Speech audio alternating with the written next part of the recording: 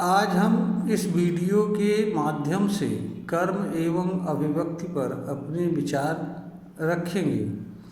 अभिव्यक्ति एक प्रकार का कर्म होती है। अभिव्यक्ति के माध्यम से मनुष्य किसी बात या चीज़ के संबंध में अपने विचार रखता है। यह अभिव्यक्ति वाणी के माध्यम से मौखिक रूप में हो सकती है, लिखित रूप में हो सकती है, किसी पुस्तक के माध्यम से हो सकती है। अभिव्यक्ति एक प्रकार का कर्म होती है, इसलिए कर्म संबंधी समस्त नियम अभिव्यक्ति पर भी लागू होते हैं। इसीलिए मनुष्य जो कुछ भी अभिव्यक्ति के माध्यम से अपने विचार रखता है, उस विचार का प्रभाव अभिव्यक्ति करने वाले व्यक्ति और जिन जिन लोगों तक उसकी अभिव्यक्ति किसी माध्यम से पहुंचती है, उन सभी लोगों पर उसका प्रभाव पड़ता है और उससे प्रभावित होते हैं। इसलिए अभिव्यक्ति के संदर्भ में यह मनुष्य के लिए आवश्यक होता है कि उसकी अभिव्यक्ति सत्य एवं यथार्थ बातों से संबंध रखती हो, अनुचित न हो, समाज को या दूसरे व्यक्ति को भ्रम में न डालने वाली हो, असत्य बात से संबंध न रखती हो और किसी की भावना को आहत करने वाली न हो और किसी तरह से किसी को पीड़ा एवं दुख देने वाली न हो। अभिव्यक्ति के माध्यम से किसी तरह की ईर्ष्या एवं द्वेष भाव जैसी चीज़ नहीं होनी चाहिए। अभिव्यक्ति एक प्रकार की स्वतंत्रता भी होती है। भारत का संविधान अभिव्यक्ति की स्वतंत्रता की रक्षा करता है, इसकी सुरक्षा के उपाय करता है और इसके यह एक तरह का भारतीय संविधान द्वारा देश के हर नागरिक को प्रदत्त मूल अधिकार है। कोई भी व्यक्ति इसकी रक्षा के लिए सीधे देश के उच्च न्यायालय या उच्चतम न्यायालय में जा सकता है। अभिव्यक्ति असीमित नहीं होती है, यह मर्यादित होती है, कानून के अधीन होती है और कोई भी अभिव्यक्ति ऐसी नहीं हो सकती है जिससे किसी दूसरे की भावना का अनादर हो या विधि द्वारा स्थापित किसी नियम या कानून का उल्लंघन कर रही हो या किसी का अवमानना, क्योंकि किसी व्यक्ति की स्वतंत्रता वहीं तक होती है जहाँ तक उसके माध्यम से विधि सम्मत किसी व्यक्ति के अधिकार का उल्लंघन नहीं होता है, अतिक्रमण नहीं होता है और किसी की भावना का अनादर नहीं पहुंचता है। अभिव्यक्ति से किसी प्रकार की पीड़ा या संताप किसी दूसरे व्यक्ति को नहीं होती है।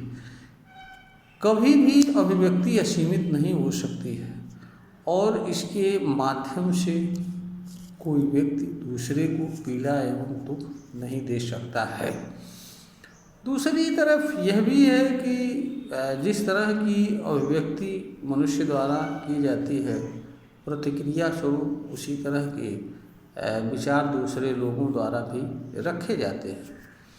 इसलिए इस कारण से अनेक समाज में विवाद उत्पन्न होते हैं, संघर्ष जन्म लेते हैं, अशांति पनपती है।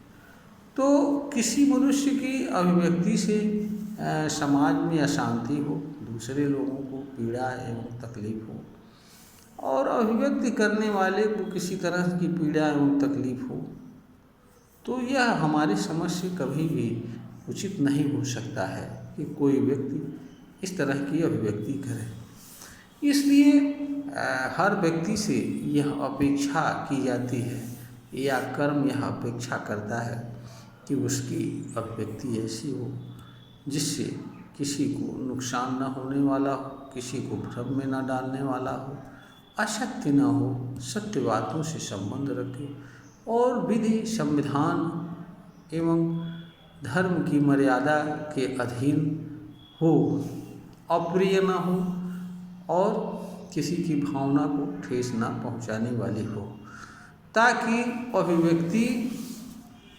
अपनी बात रखने का साधन होती है। इसके माध्यम से कोई व्यक्ति अपने विचार किसी बात या चीज़ के संबंध में रखते हैं और अभिव्यक्ति के माध्यम से दूसरे लोग किसी व्यक्ति द्वारा किसी बात या चीज़ के संबंध में प्राप्त किए हुए ज्ञान को जानते एवं समझते हैं।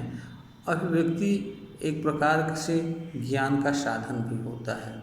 इसके माध्यम से कोई व्यक्ति सरल तरीके से किसी व्यक्ति के माध्यम से कुछ जान सकता है, समझ सकता है।